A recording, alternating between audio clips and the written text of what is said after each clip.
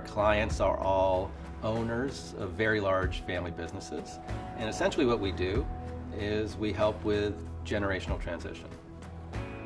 The key to almost all of the work we do is succession planning. So we help a family figure out if they want to move a business from one generation to the next generation, and then if they do, how to do that.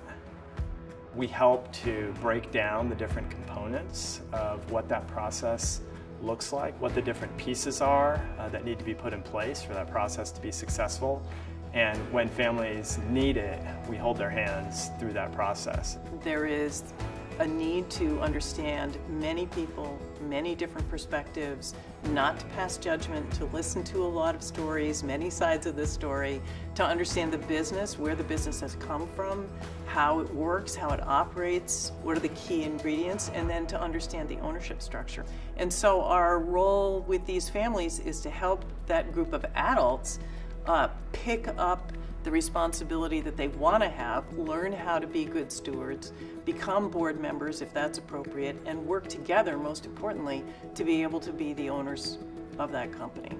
What kills family businesses, generational transition, isn't the business. It's if the relationships aren't strong enough to handle all of the tough decisions that you got to make as you go across generational transitions. So we spend a lot of time thinking about how do you serve owner groups? And I think as Banyan, we were good positioned to do that.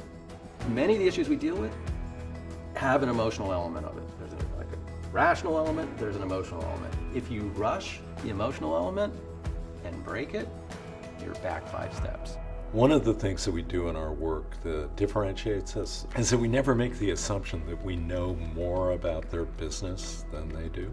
We couldn't possibly. What we do help them do is gain an objective perspective, which they don't always have on situations, and help them see things in a different way than they have before. At the end of the day, we really help people put decisions in the right framework so that the right logic is applied to it. I would say more often than not, it's actually not a family where there's too much conflict, but families where there's too little.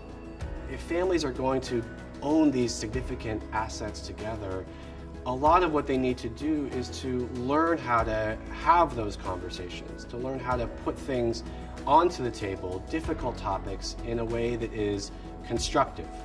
One of our best clients talked to us about what it feels like to work with Banyan and said we really went from a place with lack of clarity of who's doing what, who has what responsibility, who can make what decision, to some simple clarity about who's in where, who's doing what his role was, what his brother's role was, what his cousin's role was, and it allowed each and every one of them to do what they wanted to do and actually be what he calls at their highest and best use. When we're able to change the environment, to change the context, to make these shifts in the way that things work for the whole family, it really opens up the ability of people to do what they want and to still contribute to the family's success. Those are the moments when I just feel like this is what we're doing is really important.